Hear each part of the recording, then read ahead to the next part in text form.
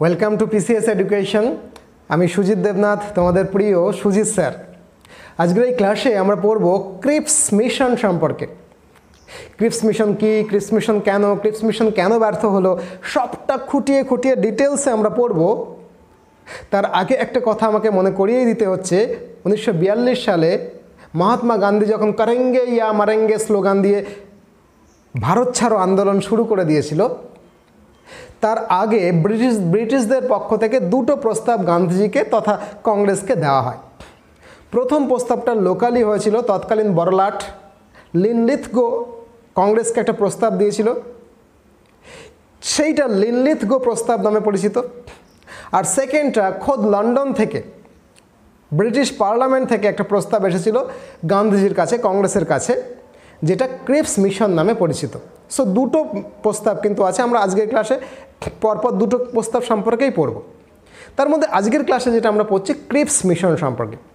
এই ক্রিপস মিশনটা কেন, কী জন্য, এটা বলার আগে একটা কথা একটুখানি ভূমিকা করে বলে নিতে চাই যে ইংরেজদের কিন্তু একটাই স্বভাব, জানো তো। তারা গান্ধীজি যেহেতু অহিংস আন্দোলন করতো, সেই জন্য অহিংস আন্দোলন করা গান্ধীজিকে খুব একটা পাত্তা দিত না, কিন্তু মনে মনে আবার সমীহ করতো। তার কারণ একমাত্র গান্ধীজিরই গোটা ভারতবাসীর ওপরে একটা পাকার ছিল, একটা কন্ট্রোল ছিল, যেটা অতি বড় সমালোচকও, যারা গান্ধীর অতি বড় সমালোচক, তারাও কিন্তু এটা মানতেন, ব্রিটিশরা তো মানতেনই।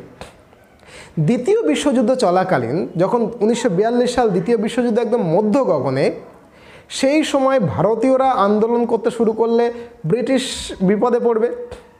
তারপরে আবার এমন একটা বিশ্বযুদ্ধ চলাকালীন অবস্থা, সেখানে সত্যি সত্যি ব্রিটিশ জিতবে না হারবে, এইরকম একটা পরিস্থিতি। অতএব যে কোনো উপায় হোক ভারতবাসীকে পাশে চাই, যে কোনো উপায় হোক গান্ধীজিকে পাশে চাই, যে কোনো উপায় হোক কংগ্রেস যেন এখন বেগরবাই না করে, কোনো আন্দোলন শুরু না করে, তার জন্য একটা কেন 10টা প্রস্তাব দিতেও ইংরেজ রাজি ছিল।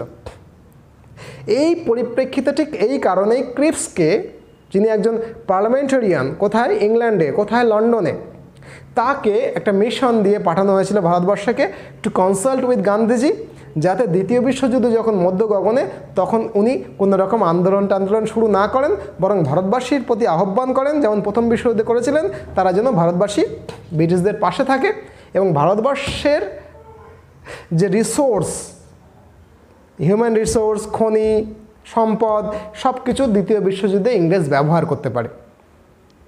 তো এইটা হচ্ছে মূল ব্যাপার। কিন্তু আজকের ক্লাসে আমরা এই আলোচনাটাকে 3টে ভাগে ভাগ করে পড়ব। Why Cripps mission was sent, first কথাটা আমরা আলোচনা করব, কেন ক্রিপস মিশনকে পাঠানো হয়েছিল। আমি একটা মোদ্দা কারণ, মেন কারণটা কিন্তু বলেই দিয়েছি।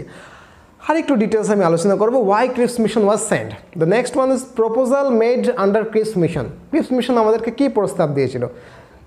আর number 3, why Cripps proposal was rejected. তো ফার্স্ট আমরা চলো আলোচনা করি why Cripps mission was Saint.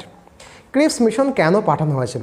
Point number 1, দ্বিতীয় বিশ্বযুদ্ধ তখন মধ্য গগনে, 1942 সাল। আমি কবে ক্রিপস মিশন ভারতে এসেছিল সেই তারিখটা একটু পরে বলছি। 1942 সাল, দ্বিতীয় বিশ্বযুদ্ধ তখন মধ্য গগনে।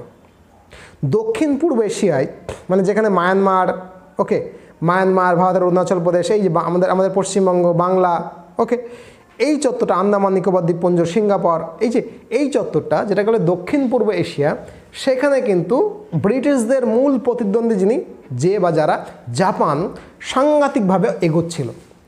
মানে জাপানের অগ্রগতি দক্ষিণ পূর্ব এশিয়ায় অপ্রতিরোধ্য হয়ে উঠেছিল। শুধু কি তাই, জাপান কিন্তু বার্মা দখল করে ফেলেছিল, যেটাকে আমরা ব্রহ্মদেশ বলি, আজকের মায়ানমার। সেই সময় কিন্তু বার্মা বা ব্রহ্মদেশ ভারতের একটা অঙ্গরাজ্য ছিল, ভারতের অভ্যন্তরে ছিল। তো বার্মা বা ব্রহ্মদেশ পর্যন্ত জাপানের কন্ট্রোলে চলে গেছে। সেটাও ব্রিটিশ কলোনি, সেই ব্রিটিশ কলোনি হারিয়ে ফেলেছে জাপানের কাছে। এইটা কিন্তু তাদের কাছে ট্রিগারিং, একটা আশঙ্কার, জাপান এবার যে কোনো মুহূর্তে ভারত আক্রমণ করবে। তারপরে আবার গোদের ওপরে বিস্ফোরণ, নেতাজি সুভাষচন্দ্র বোস সিঙ্গাপুর থেকে বলছে ভারত চলো, দিল্লি চলো, অর্থাৎ তিনিও ভারতবর্ষ আক্রমণ করে দিয়েছেন। এইরকম একটা পরিস্থিতিতে বিপদে পড়ে গেছে ব্রিটিশ, যে এই সময় যদি ভারতবাসী তার বিপক্ষে চলে যায়, তারা কি জাপানের হাতে ভারতের উপনিবেশটা হারাতে হবে। So it was the main reason why Cripps mission was sent. অর্থাৎ ভারতবাসীর সঙ্গে কংগ্রেসের সঙ্গে একটা একটা শান্তি চুক্তি, তোমরা আমার পাশে থাকো, আমরাও তোমাদের পাশে থাকবো, এইরকম একটা বাক্যালাপ করার জন্য ইংরেজ একদম চাপে পড়ে মুখিয়েছিল। তার ওপরে কি তৎকালীন মার্কিন তখন দ্বিতীয় বিশ্বযুদ্ধে ইংল্যান্ডের পক্ষ নিয়েছে। তোমরা জানো তৎকালীন মার্কিন প্রেসিডেন্ট রুজভেল্ট ব্রিটিশ প্রধানমন্ত্রী চার্চিলের উপরে ক্রমাগত প্রেশার ক্রিয়েট করছিল যে ভারতীয়দের সঙ্গে সমস্যাটা মিটিয়ে নাও।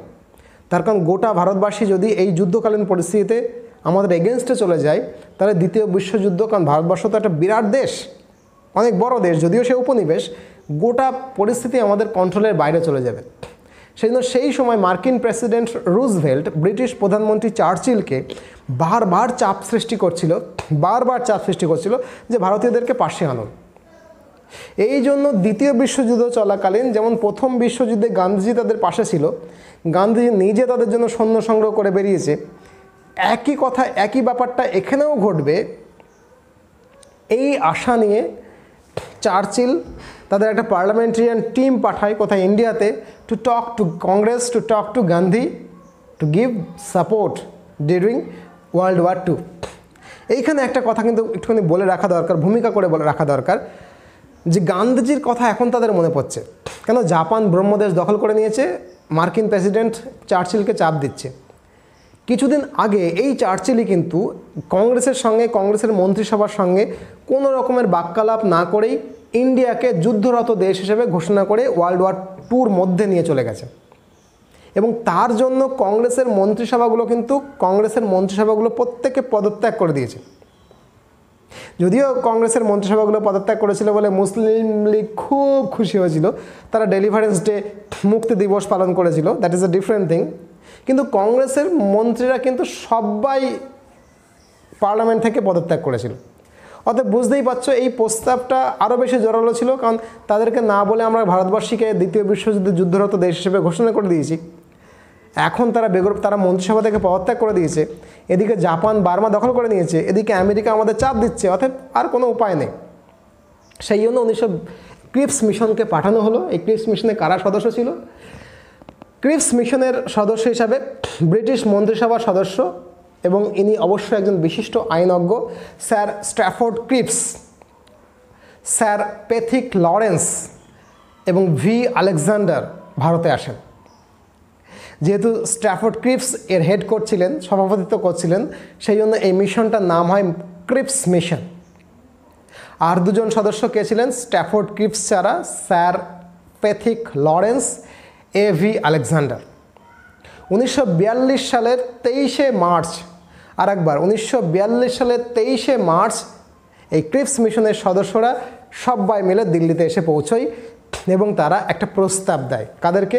মূলত কংগ্রেসকে এবং দেশীয় অন্যান্য রাজনীতিবিদদেরকে। মানে মূলত কংগ্রেসরা তো যে সেই সময় কিছু ছিল না, সবাইকেই প্রস্তাব দেয়। মুসলিম লীগকে প্রস্তাব দেয়, হিন্দু মহাসভাকে প্রস্তাব দেয়, বামফ্রন্ট দিয়ে প্রস্তাব দেয়, কংগ্রেসকে প্রস্তাব দেয়, সবাইকে প্রস্তাব দেয়। কী প্রস্তাব দেয়? 1942 সালের 29 মার্চ, তাই তো এসে পৌঁছায়, বলে দিয়েছি কবে প্রস্তাব দেয়। 1942 সালের 29 মার্চ ক্রিপস একটা প্রস্তাব দেয় দেশীয় রাজনীতিবিদ, যা দেশীয় রাজন্যবর্গ তাদের সামনে। কি বলেন? ফার্স্ট কথা, একটাও ভালো কথা বলবে না, যুদ্ধের পর ভারতকে ডোমিনিয়ন স্ট্যাটাস দেওয়া হবে। যুদ্ধের পরে মানে যুদ্ধ যদি জিতে যায় তাহলে ভারতবর্ষকে ডোমিনিয়ন স্ট্যাটাস দেওয়া হবে। ভারতীয়দের প্রতিনিধিদেরকে নিয়ে একটা সংবিধান গঠন করা হবে, যারা ভারতবর্ষের জন্য সংবিধান লিখবে। দেখো, প্রথম মিথ্যে কথা। ঠিক সেম একটা কথা প্রথম বিশ্বযুদ্ধের সময় বলেছিল না ব্রিটিশরা? কাকে? গান্ধীজিকে কাইজার-ই হিন্দ উপাধি দিয়েছিল আর বলেছিল আপনি প্রথম বিশ্বযুদ্ধ জিততে আমাদেরকে সাহায্য করুন, ভারতীয়দের মধ্যে থেকে সৈন্য সংগ্রহ করতে সাহায্য করুন, আমরা যখন জিতে যাব তখন কি আপনাকে ডোমিনিয়ন স্ট্যাটাস দিয়ে দেবো। প্রথম বিশ্বযুদ্ধ জিতেছিল, ডোমিনিয়ন স্ট্যাটাসকে দিয়েছে, ন্যাড়া একবারই বেলতলায় যায়। বুঝেছো? কংগ্রেসের কাছে এই প্রস্তাবটা হচ্ছে ন্যাড়া একবারই বেলতলায় যায়। বেচারা ডোমিনিয়ন স্ট্যাটাস তো আগেও দিতে চেয়েছিল, দাওনি, আর এখন তো আমরা ডোমিনিয়ন স্ট্যাটাস নেবই না। পূর্ণ স্বাধীনতার কথা নিয়ে চিন্তাভাবনা করছে, স্বাধীনতার কমে কিছু নয়। সেই সময় তোমরা ডোমিনিয়ন স্ট্যাটাস দিচ্ছ, বুঝতেই পারছো কংগ্রেসের ভালো লাগে। সেকেন্ড প্রস্তাব যেটা, সংবিধান সভার প্রাদেশিক আইনসভাগুলো, তাদের যে নিম্নকক্ষ মানে যেখানে ভোট হয়, সংবিধান সভা প্রাদেশিক আইনসভার যে নিম্নকক্ষ, তারা ভোট দিয়ে কেন্দ্রের যে সংবিধান তৈরি করার যে সভা গঠিত হবে তাদেরকে নির্বাচিত করবে এবং সেখানে ভারতীয়রাই থাকবে। যেখানে আইনসভা নেই, দেশীয় রাজ্যগুলো আছে, সেই দেশীয় রাজারা তাদের প্রতিনিধি পাঠাবে সংবিধান রচনা করবার জন্য। এবং এই সংবিধান যে সংবিধান রচনা করবে সেই সংবিধান মোতাবেকই কিন্তু ভারতবর্ষ চলবে। এখন যদি ভারতবর্ষের কোনো প্রদেশ বা দেশীয় রাজ্য এই সংবিধান গ্রহণ করতে রাজি না হয়, তাহলে সেই প্রদেশ বা সেই দেশ সেই রাজ্য নিজেদের মতো করে আবার সংবিধান তৈরি করতে পারবে। এক দেশ চার বিধান, তাই না? একটা দেশ চারদিকে চার রকমের আইন, এটা তো কংগ্রেসের পছন্দ হওয়ার কথাই ছিল না, তবু প্রস্তাবটা দিল। আর কি বলল, যে সংবিধান যতদিন না রচিত হচ্ছে ততদিন মিলিটারির ওপরে সামরিক মানে সম্পূর্ণ কর্তৃত্ব ব্রিটিশের থাকবে।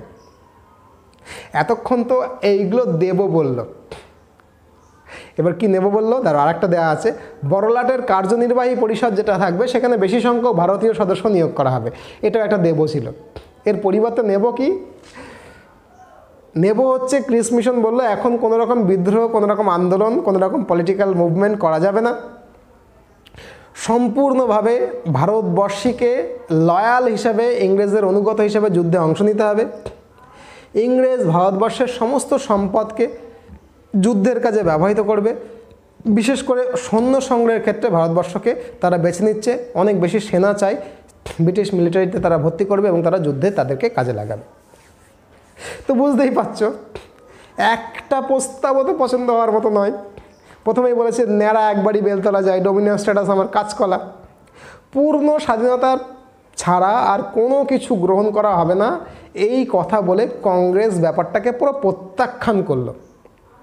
আচ্ছা, কংগ্রেস কি শুধু প্রত্যাখ্যান করেছিল? মুসলিম লীগও প্রত্যাখ্যান করেছিল। কেন? কারণ মুসলিম লীগ বলে দুধ কী সব দেবানা দেবানা দেবানা। মুসলিম লীগের জন্য পাকিস্তান কোথায়?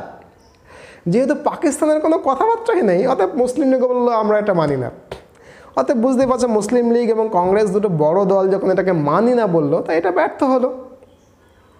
এই প্রসঙ্গে গান্ধীজি একটা কথা বলেছিল যে ক্রিপস প্রস্তাব is a post dated cheque of a failing bank, of a crashing bank. Cripps mission is a post dated cheque of a failing bank, মানে যে ব্যাঙ্ক দেউলিয়া হয়ে গেছে সেই ব্যাংকের তারিখ চলে গেছে এরকম একটা চেক লিখে দিচ্ছ, মানে যেটা আসলে কোনো কাজের না। ওকে, হরিজন পত্রিকায় তিনি ক্রিপস মিশনকে অত্যন্ত দুর্ভাগ্যজনক প্রস্তাব বলে আখ্যায়িত করেন। শেষমেশ ক্রিপসের প্রস্তাব তো ব্যর্থই হলো। ব্যর্থ কেন হলো আমি কিন্তু আলোচনা করে দিয়েছি কথার মধ্যে। 1942 সালের 11ই এপ্রিল ক্রিপস প্রস্তাবকে ক্রিপস মিশন যারা এসেছিল তারা প্রত্যাহার করে নেয়। এবং বুঝতেই পারছো 42-এর 11 এপ্রিল ক্রিপস মিশন প্রত্যাহার হয়ে যাওয়ার পরে অগাস্ট মাসে ভারত ছাড়ো আন্দোলন শুরু হবে গান্ধীজি কর্তৃক, করেঙ্গে ইয়া মারেঙ্গে। এর পরের ক্লাসে আমরা সেই করেঙ্গে ইয়া মারেঙ্গেটা পড়ব। ওকে, খুব ভালো থাকো, আমার সঙ্গে থাকো। আর যদি খুব বেশি সমস্যা না হয় এই জ্ঞানটা আমি আরেকবার দিয়ে দিই। সবাই মিলে চেপে ধরছো আমাকে, স্যার নোটস দিন, স্যার নোটস দিন, স্যার নোটস দিন। বিশ্বাস করো, নোটস পড়ে কিন্তু সিভিল সার্ভিস ক্র্যাক করা যায় না। এই যে কথাগুলো বললাম বারবার বারবার শোনো, বুকস পড়ো, নিজের মতো করে একটা নোটস বানাও, কেমন? আর যদি মনে হয় না স্যার আপনার আন্ডারে আমরা পড়াশোনা করব, তাহলে এখন নতুন ব্যাচ শুরু হচ্ছে, অনলাইন ব্যাচ, সেখানে তোমরা অ্যাডমিশনটা নিতে পারো। এখানে ফোন নাম্বার যাচ্ছে, কল করে। ওকে, খুব ভালো থাকো। নতুন ভিডিওতে খুব শীঘ্রই আমার তোমাদের সঙ্গে দেখা হচ্ছে। আজকে 10টা মতো ভিডিও বানাবো, এক এক করে তোমাদেরকে দেবো। ভালো থাকো, টাটা, বাই।